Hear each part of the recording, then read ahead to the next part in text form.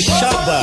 E aí, como é que tá a tua vida? Ouça, preste atenção. Começou mais um programa de repente ao vivo pra todo o Maranhão. Boa noite, você ouvindo em qualquer emissora do Sistema Difusora de Comunicação neste estado, na emissora 40 anos, sem medo de inovar e ser feliz.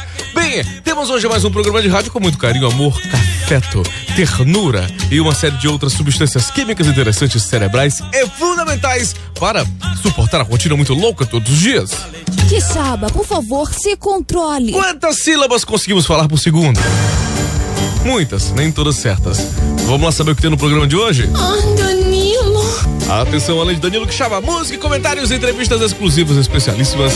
Uma hora dessa, botando fogo no rádio e trazendo algumas visões diferentes da sociedade. Bem, eu tô cansado de desgraça no noticiário. Tenho falado disso há um certo tempo.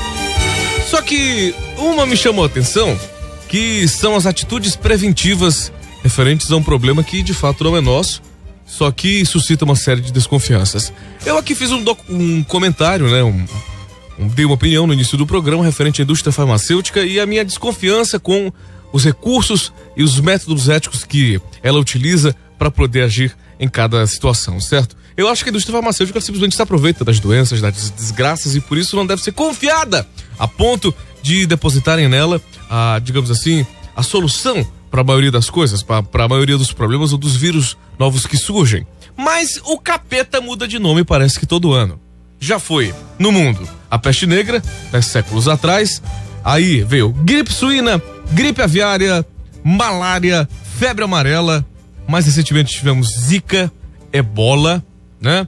E uma série de outras doenças mortíferas misteriosas que desaparecem e que simplesmente não são, digamos assim, tratadas ou averiguadas ou estudadas a ponto de, ao longo do tempo, termos uma compreensão sincera de qual fenômeno foi que assolou tanta gente e que depois caiu no esquecimento. Tanto da comunidade científica quanto da imprensa especializada em cobrir desastres. É por isso que é muito difícil a gente depositar confiança numa narrativa, porque simplesmente parece que o problema desaparece e não acontece mais. Aquela epidemia de zika e a quantidade de crianças com microcefalia suscitaram na imprensa à época muita discussão e um certo cuidado e uma campanha referente ao tratamento da dengue e tal. Inclusive dengue hemorrágica que já voltou com casos semelhantes mais recentemente. Só que, ainda em vias disso, o coronavírus foi tratado pela Organização Mundial de Saúde como um alerta, né, grave inicialmente, depois eles, né, refizeram esse posicionamento e agora já colocaram como alerta grave novamente. Então, o que levou a um erro? O que motivou a classificação e a reclassificação depois? Quais foram os critérios? A quem interessa e por que um erro grotesco dessa forma foi cometido assim, de um dia pro outro? Entendeu? E o coronavírus veio, né, da China e tal, é um país muito grande, fez com que milhares de pessoas tivessem essa, digamos assim, esse temor na viagem à Ásia, também aos portos internacionais que tem o tempo todo cargas, e também aqui digamos assim, a quantidade de pessoas, de refugiados que vêm aqui e que não passam por critério nenhum, que não são submetidos a exames, que não são, né, tratados da maneira correta. Aqui é a terra de muro baixo, qualquer um chega. E além do descuido de reclassificação da Organização Mundial de Saúde, nós temos nosso problema de fronteira, porque tanto pelo mar, quanto pelo mato, quanto pela terra, se invade o Brasil de todas as formas. E assim como se colocam drogas, assim como se colocam produtos sem pagamento de imposto, assim como se foge, né, de qualquer outro tipo de conflito internacional, se chega aqui no Brasil, se vive numa boa, sem pagar imposto ainda acolhido pelo povo todo, se tem a possibilidade de se receber doenças, vírus e sabe, toda a ordem, né, de desacerto que o planeta tem. Então aqui em São Luís do Maranhão ainda não tivemos nenhum caso, nenhuma cidade do interior, mas é bem possível que sim, porque o nosso porto o tempo todo recebe pessoas, né, de todos os tipos e que, principalmente vindo da China, né, não tem cuidado dos critérios, jogam água de lastro com todo tipo de desgraceira que vem de lá e é o contato principal da Ásia com relação à América Latina e ao Brasil. Eu fiz alguma salada de acontecimentos, mas são fatos sucessivos que verdadeiramente importam às pessoas que vivem por aqui. E a minha preocupação desde sempre é única, tanto com a indústria farmacêutica que não se interessa o suficiente pelas causas humanitárias e pelos problemas que assolam as pessoas. Eu acho sim que a maioria das doenças mortíferas, elas simplesmente já têm solução, elas já têm cura, mas apenas poucas pessoas têm acesso. Poucas pessoas têm acesso.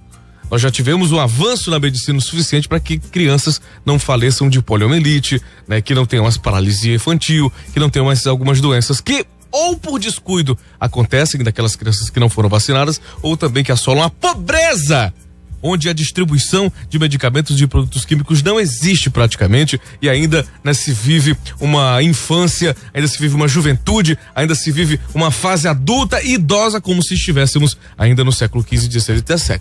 Os rincões do mundo ainda vivem como aquelas doenças mortíferas que eu citei anteriormente aqui nesse quadro, anteriormente aqui nesse comentário. Basta ver aqui no Brasil, na Amazônia, naquela região ali, onde muita gente dá borra de doença que não se ouve mais nem falar. Que nem o borro de beriberi, que nem o borro de barriga d'água, e que a Organização Mundial da Saúde também não tem classificação para isso. É interessante. Coloca como radicado e as coisas simplesmente voltam por falta de cuidado. Sabe um alerta, né, que pouca gente lembra? Isso aí é um dado que já, se eu não me engano, foi o Oswaldo Cruz ou o Carlos Chagas, enfim. O Aedes aegypti foi radicado no Brasil durante um tempo. E não somente a falta de cuidado como o saneamento básico porco, em que 20% da população de São Luís do Maranhão tem privada dentro de casa.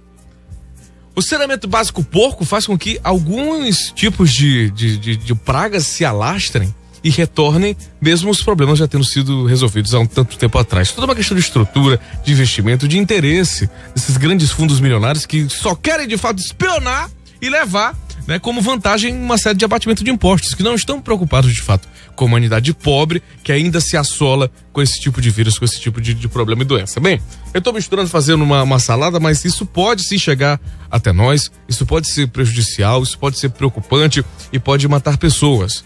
Eu vou lembrar novamente aqui de São Luís, que foi um dos poucos casos que nós tivemos morte por gripe suína. Foi aqui no Maranhão.